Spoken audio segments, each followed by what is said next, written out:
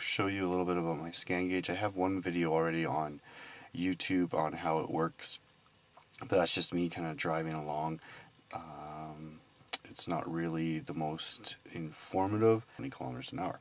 So it's just attached to the OBD2 port that's underneath the dash on my car. It's quite easy to see, and I've tucked away the line coming up on the side so it's out of the way. I had way more line than I needed on this car, but other cars you may have to have more of the line and maybe put the little display pod in another place. Alright, so this is my little scangauge 2, and I'll show you how it works. So here is the scangauge, and what it looks like just at idle. I can rev up the engine a bit and you can see the tach going up and the gallons per hour going up. Then you have the intake air temperature, which is 16 degrees Celsius, the water temperature, which is 18 degrees Celsius, and then I'm doing 0 miles per gallon because I'm not driving. I'm just going to push this button to go through. There's your ignition, there's load, there's loop, whether it's open or closed loop, there's mass air pressure inside, or manifold air pressure I should say. There's another miles per gallon. There's miles per hour if you want to do that. RPM, you can see it goes up and down. Throttle position sensor, you can see how it moves. And then water temperature. Voltage, which is nice to have.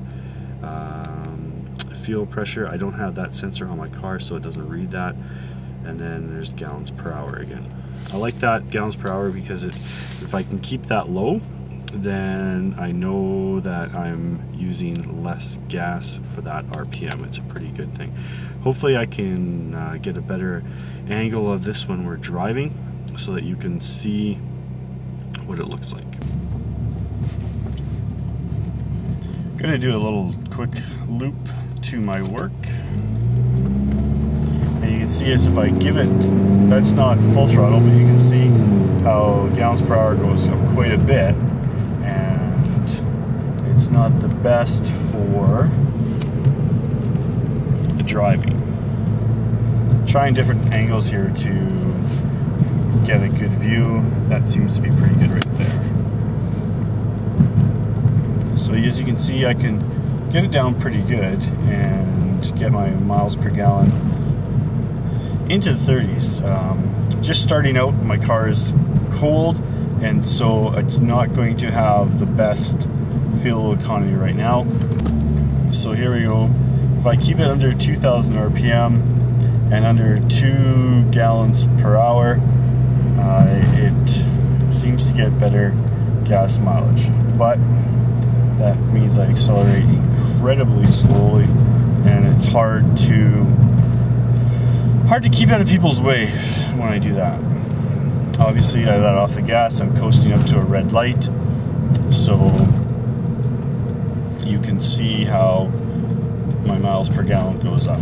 Now the light is green, and I can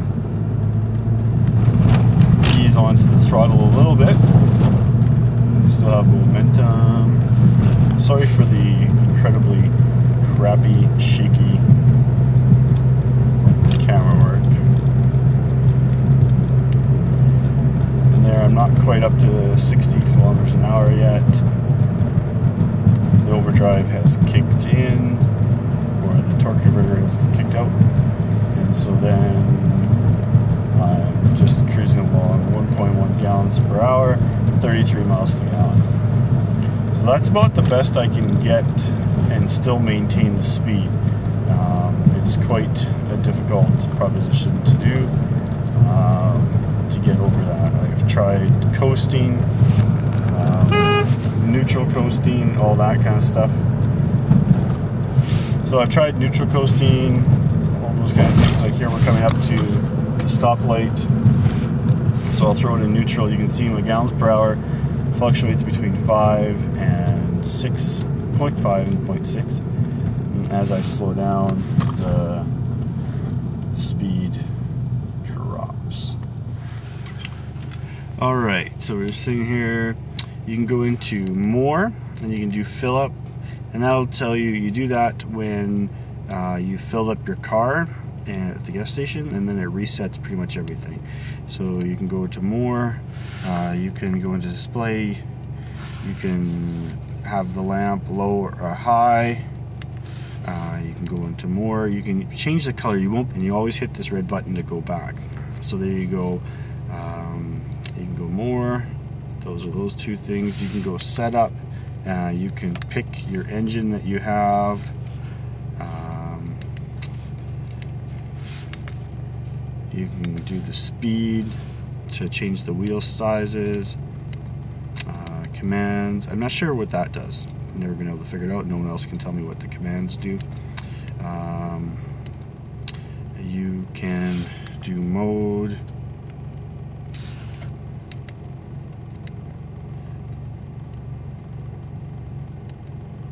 You can change the version, and you can also scan. There's no codes found. Alright, so that's pretty much the function of the scangauge. It's a pretty good little unit, able to save quite a bit of money